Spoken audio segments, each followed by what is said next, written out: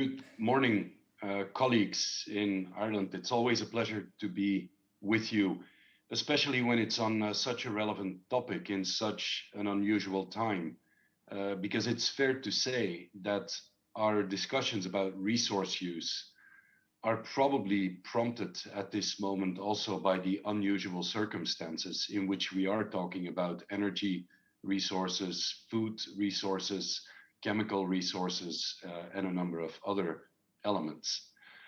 I think it's also fair to say that this is an extremely timely discussion because it's the fact that in the last couple of years, probably more attention has been going to climate change with the Fit for 55 net zero emissions and to biodiversity with, for example, nature restoration and a number of other elements. But I think the key message here is that we will not reach our climate objectives nor our biodiversity objectives. And I would emphasize also not human health and well-being objectives if we do not move much more fundamentally to a circular economy based on sustainable resource use and resource efficiency.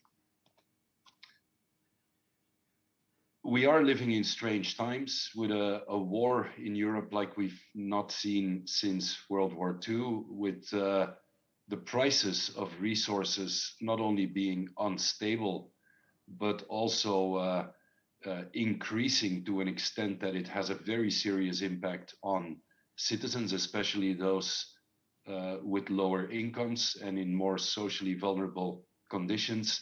And we also see that reflected in inflation rates in Europe. And that has prompted all sorts of political and economic debates about resource use. I think it's fair to say, though, that this is not new. If you look at the last 50, 60 years, the period which we call globalization, we see an increase in global population, an increase in economic performance, but also a strong link with an explosion of resource use, whether it's energy resources, chemical resources, water, all sorts of resources that we are using in much larger degrees than we did before. And this is confirmed by the OECD, the International Resource Panel, and others. In the blue, you see the impact of that on Earth systems and on climate change. So connecting those elements, I think, is absolutely critical for the future. And what we need, what we want, is indeed to see economic activity that creates increasingly well-being, because quite a number of people on this planet actually crave the fundamentals of well-being.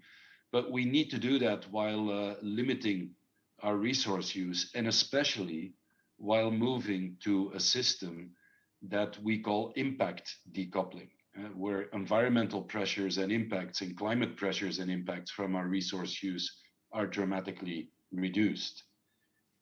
What is clear from recent analysis is that that will become very difficult if we do not focus on discussions around equity and fairness, about sufficiency rather than limitless growth, and that we come with the type of governance that allows societies as a whole to move forward in this.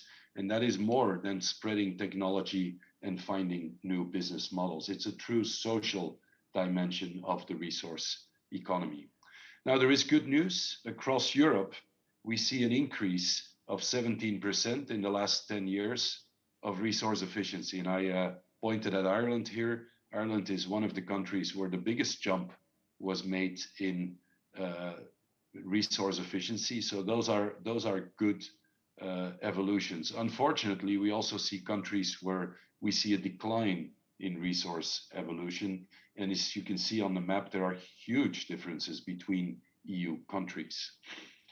What is also a trend is that our waste generation is still increasing.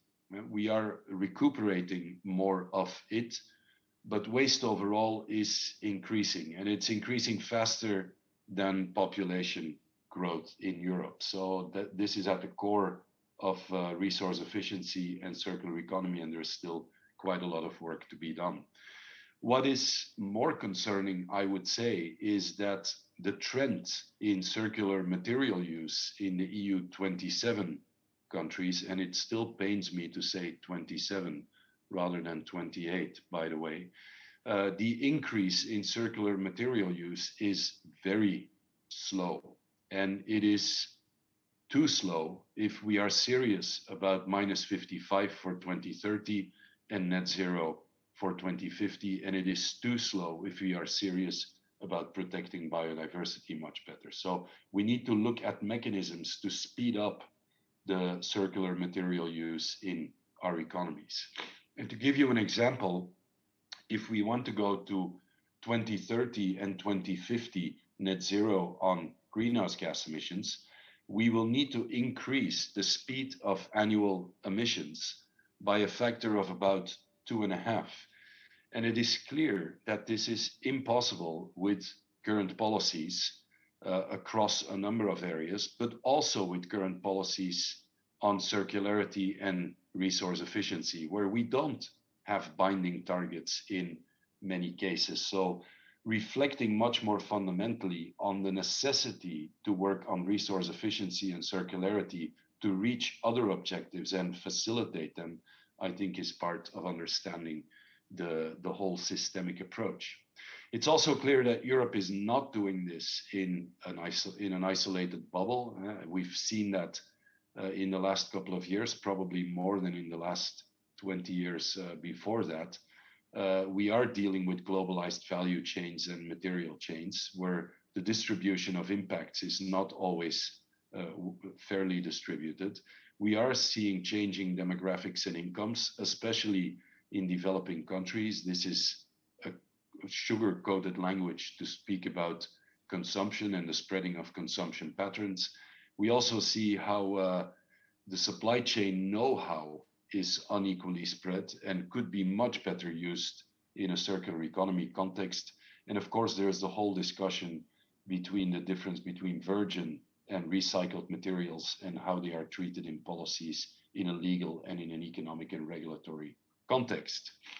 Now, if the current crisis has done anything, it is that we are seeing a renewed focus on efficiency. And that has been a bit the orphan of our climate policies, and I would say the orphan of many of our other policies. We have focused on other things than on fundamental efficiency gains, including in resource efficiency. So that debate is on the table now.